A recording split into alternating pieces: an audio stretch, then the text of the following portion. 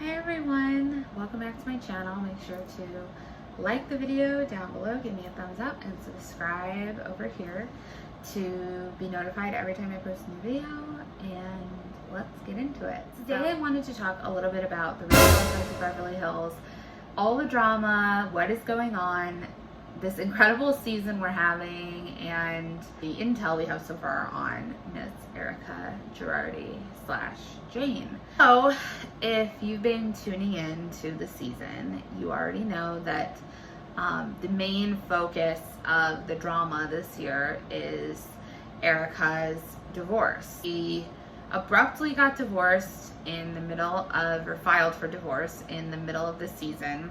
I remember it being election day 2020, so I believe it was November 4th, 2020. Everyone was kind of surprised in real time when it happened. I remember being shocked, and especially because it was election day, not just because it was such a monumental day in our country, but because Erika and Tom are very politically active. They're really big donors to various Democratic candidates, including Gavin Newsom, also including Biden's campaign. So for them to split and file on election day, you knew there was something going on there. So then as we came to find out, Tom was being indicted for non-payment to clients of his. He's a trial attorney. He's most famous for being one of the lawyers in the Erin Brockovich case against PG&E, in which he won at the time the largest dollar amount for a client in California state history. It was a really big deal. Obviously it got made into a movie, put him on the map, put their law firm on the map. So it was coming to light then in like December of 2020 that Tom was being investigated, although it was pretty clear, the evidence was pretty damning, for non-payment of clients, for the plane crash that happened in Indonesia a couple years back. He had partnered with a law firm in Illinois on this case and had won a bunch of money for the widows and orphans and victims of the plane crash, and then never actually paid those victims. And partnering law firm figured this out and basically started to look into Girardi's firm, into this situation to recoup the money. And what they found was pretty damning, as I said, in terms of Girardi's history of essentially running a Ponzi scheme where he take money from one client to pay another client, would not pay clients, and was taking the money and seemingly pocketing it for himself and for Erika. Basically, this law firm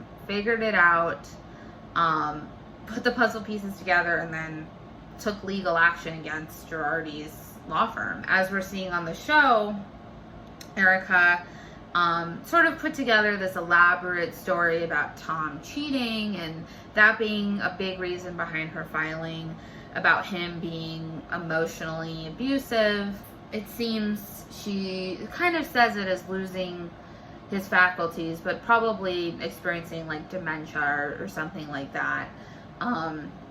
And she was very specific in saying that it was within the last 3 years that was happening, and that like his breakdown had led to him being not of sound mind, and that essentially led to all of this really egregious behavior.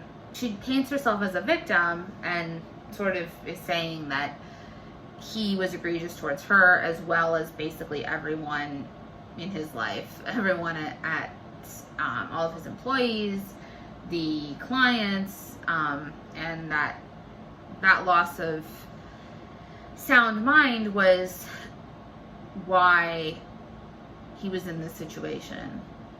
It seems like a lot of the cast members are either believing it or pretending to believe it because they are intimidated by Erika, or they don't want to be on her bad side.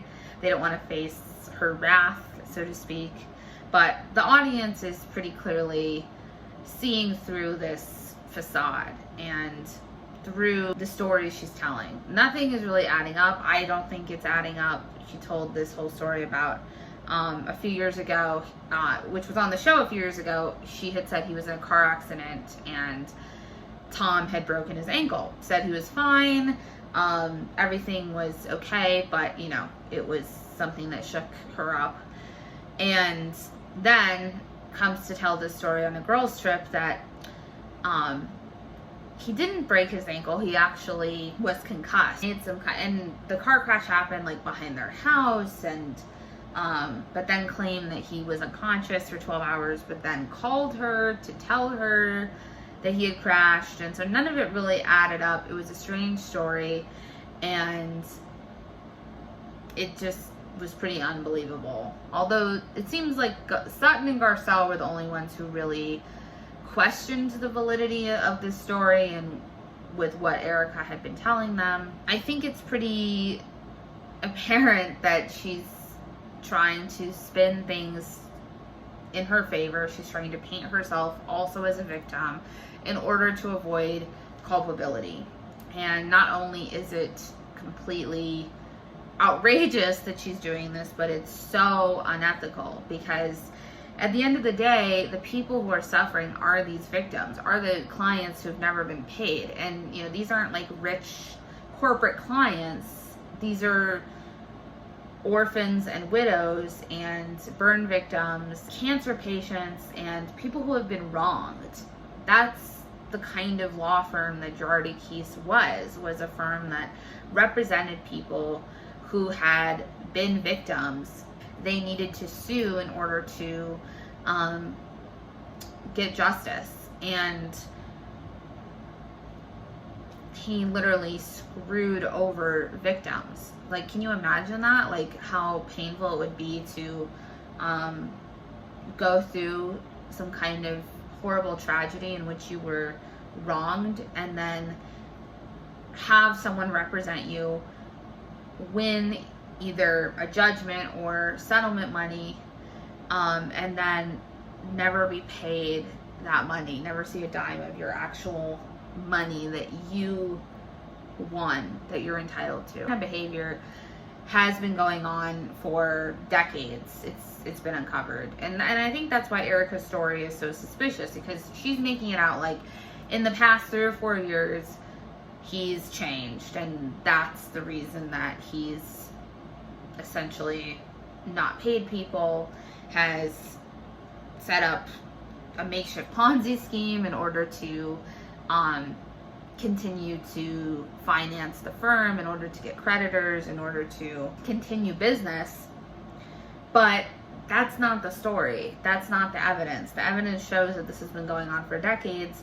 There's been many, many, many complaints issued against Girardi in the past, but they never really went anywhere. And a lot of that's because he was very powerful, very influential, knew all of the people to know in Los Angeles and California, was very involved in politics, was an active donor, and even was appointed by Gavin Newsom, one of the people he donated to, or whose campaign he donated to, was appointed to this board in which he was able to choose judges for the state of California who would be, you know, put on the bench in the state of California. Obviously, there's a huge conflict of interest there, right? A lawyer choosing judges. Like, I wonder how ethical that is, right?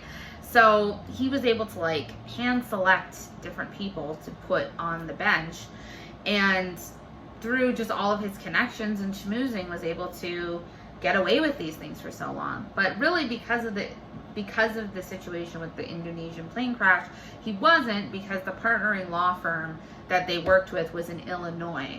So the same sort of social capital didn't translate there. And that was the reason that they were able to put all the puzzle pieces together and weren't deterred by his affluence. I think it's just so telling the way that Erika is treating Sutton. for asking questions. Really, Sutton, I think, could go at her much harder, and I wish she would, because I feel like she's almost giving Erika too much respect.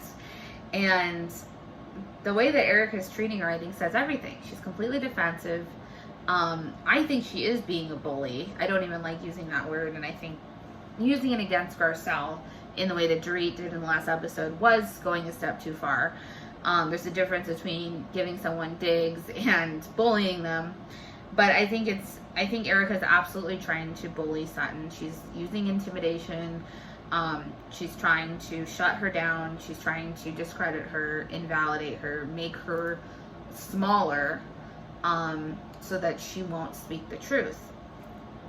And she, Sutton is not doing anything that is remotely unethical. She's just asking questions, and she's a smart woman. She is figuring out that Erika's lying to their faces and refuses to.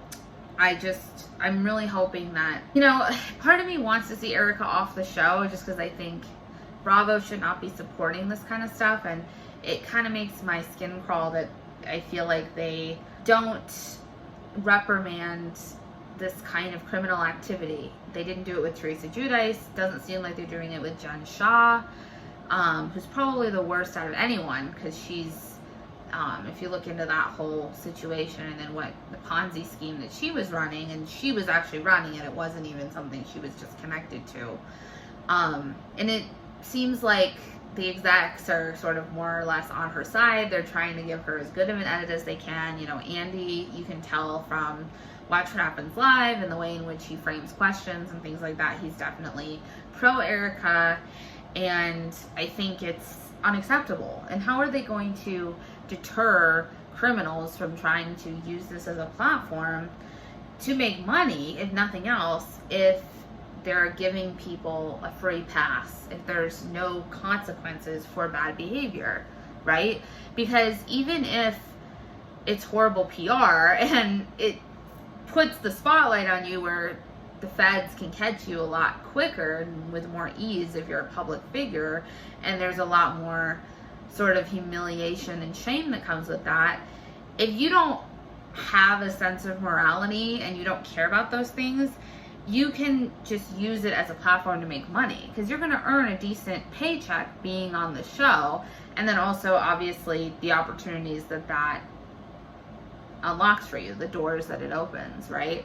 I think she should be kicked off the show for ethical considerations. I don't think she will, especially because of how good the ratings are this year for Real Housewives of Beverly Hills. It's the best it's been in, I think, 5 or 6 seasons. Those are my 2 cents. I'm definitely not on Team Erika. I'm on Team Sutton and Garcelle, the iconic duo. And I would love to hear your thoughts, though, on the whole situation. So thanks for watching, and I'll see you soon.